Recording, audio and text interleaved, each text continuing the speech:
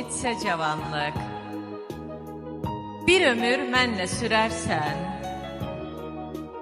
ağaran saçlarımı sən, yenə sevgi ilə hörərsən, məni sevmək çətin olsa, bənizim gül kimi solsa, hamı getsə, ya yorulsa, yenə də sevgi verərsən, danışarkən acı sözlər, yenə tərk etsə əzizlər, tutulub görməsə gözlər, məni qəlbinlə görərsən, itib eşqin sorağında, solacaq yadcalağında,